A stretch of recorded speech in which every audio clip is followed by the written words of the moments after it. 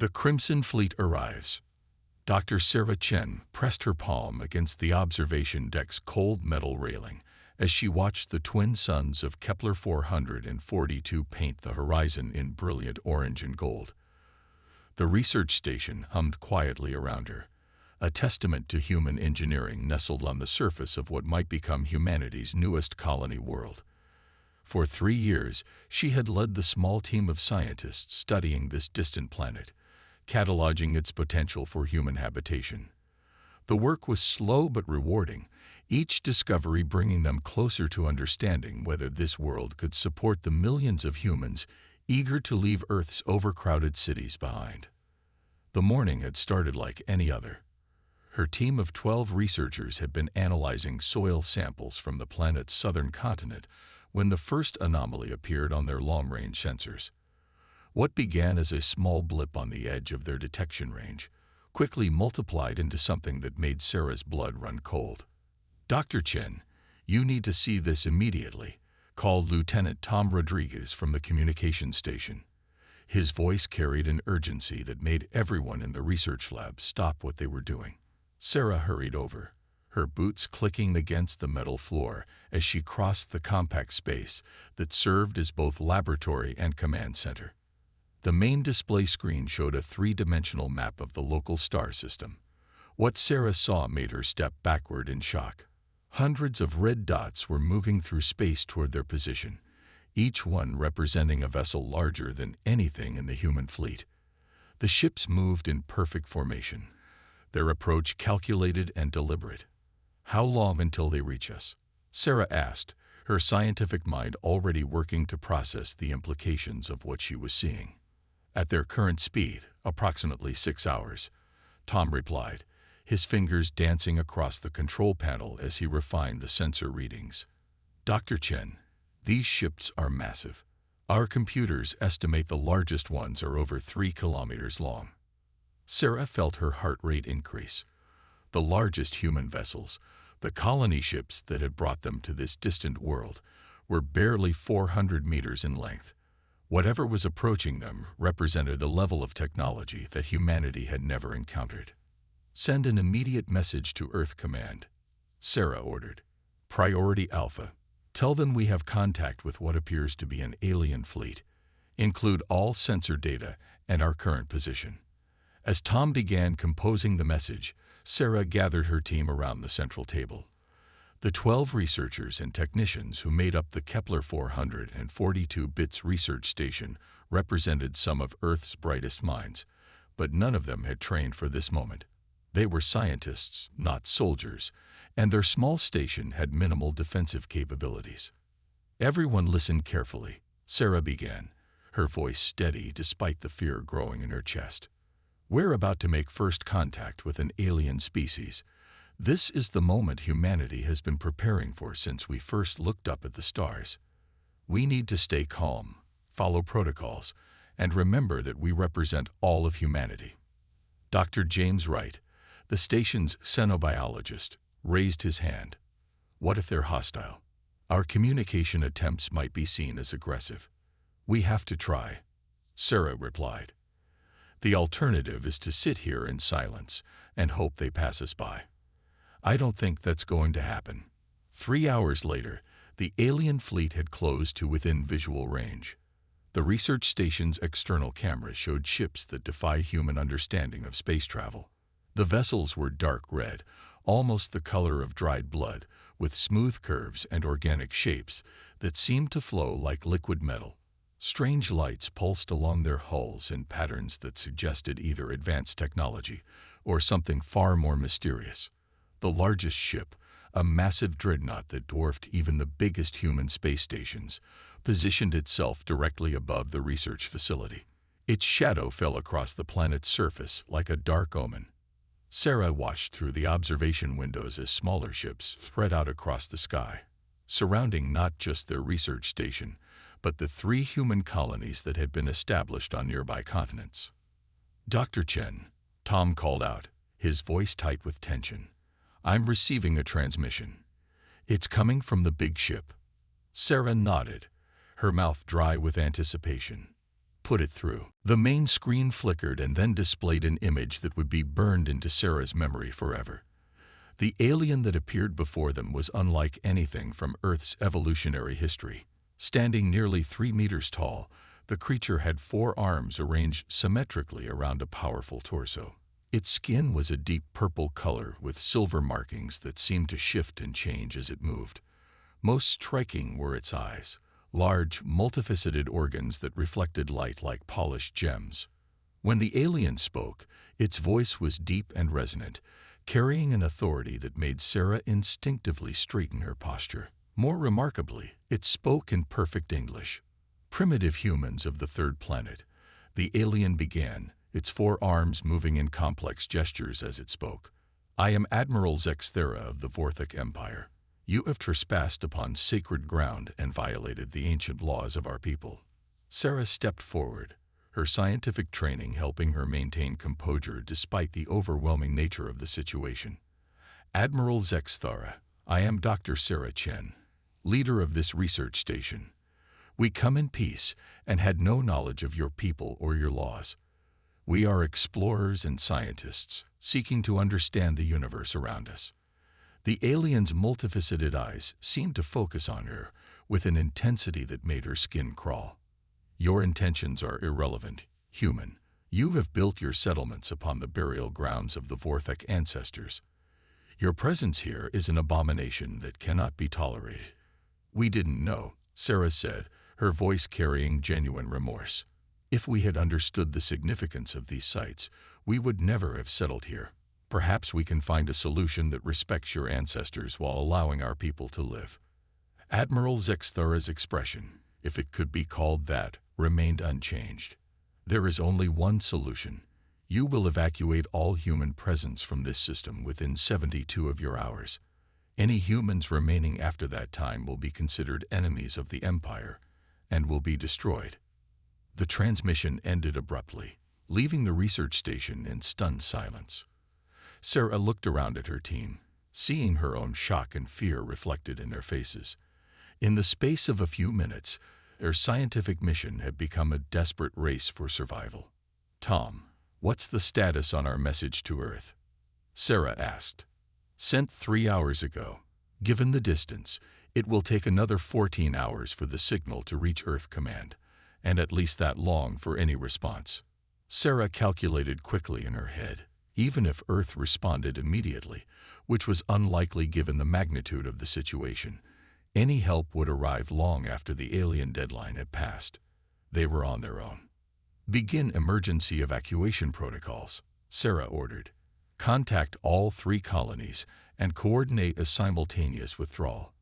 We need to get everyone off planet within the next 60 hours to give ourselves a safety margin. As her team sprang into action, Sarah remained at the observation window, watching the alien fleet.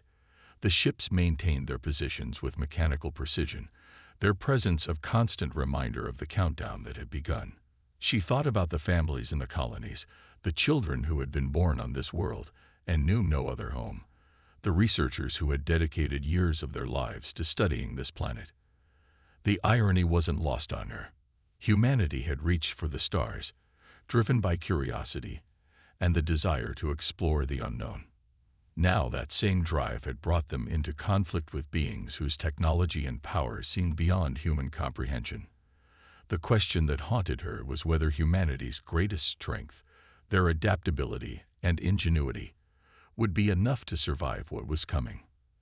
As the alien ships continued their silent vigil above, Sarah began to formulate plans for the evacuation.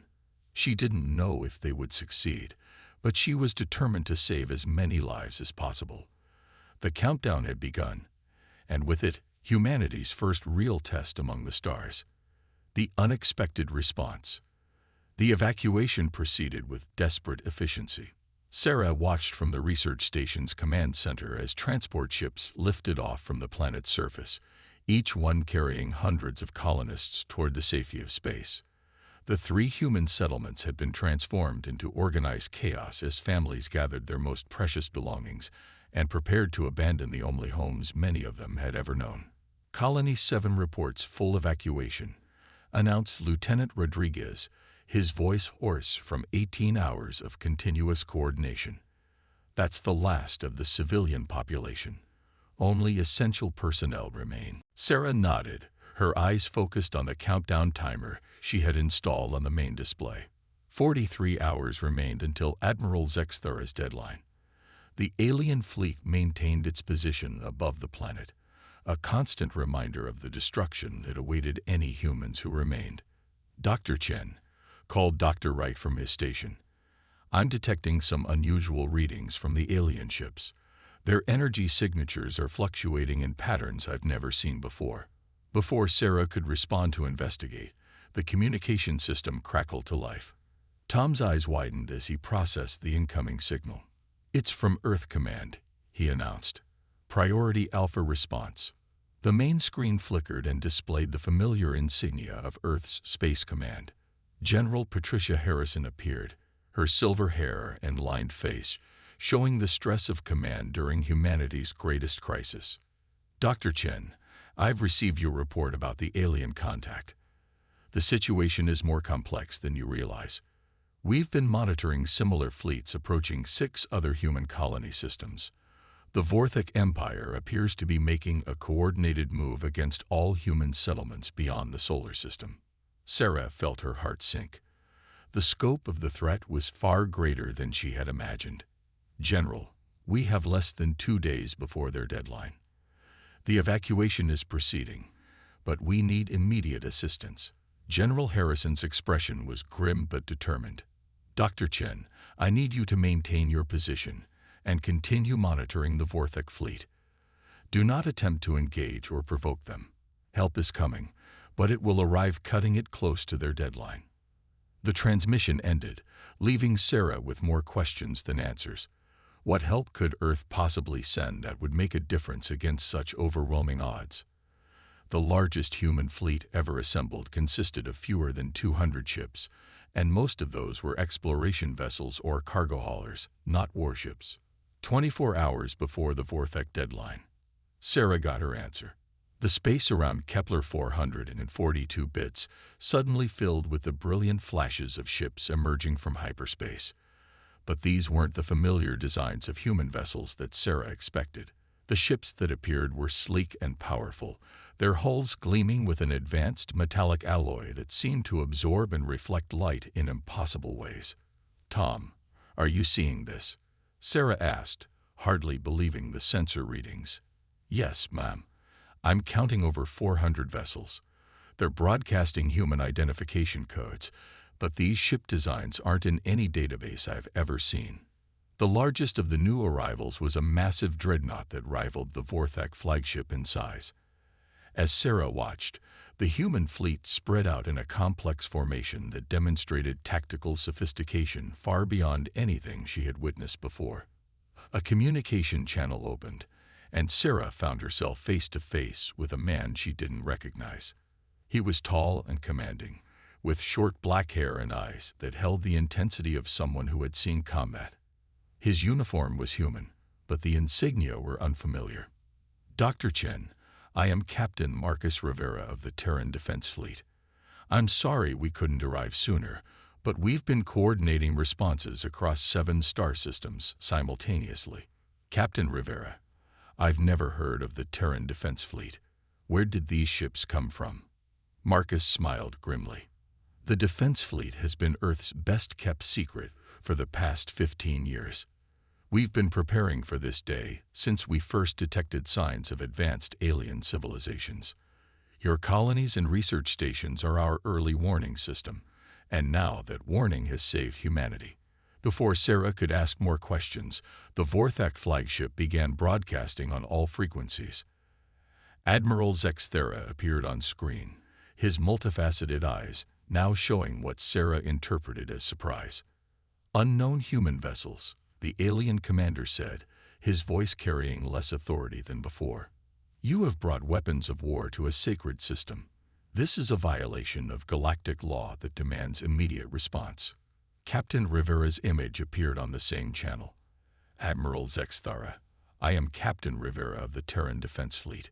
We have no desire for conflict, but we will not allow the forced evacuation of human civilians from their homes. We propose a meeting to discuss a peaceful resolution. The Vorthek admiral's forearms moved in what Sarah was beginning to recognize as agitation. There can be no negotiation. Humans have desecrated the sacred burial grounds of our ancestors. The dead cry out for justice. Then let us make amends, Rivera replied calmly. Surely there is a way to honor your ancestors while allowing our people to live.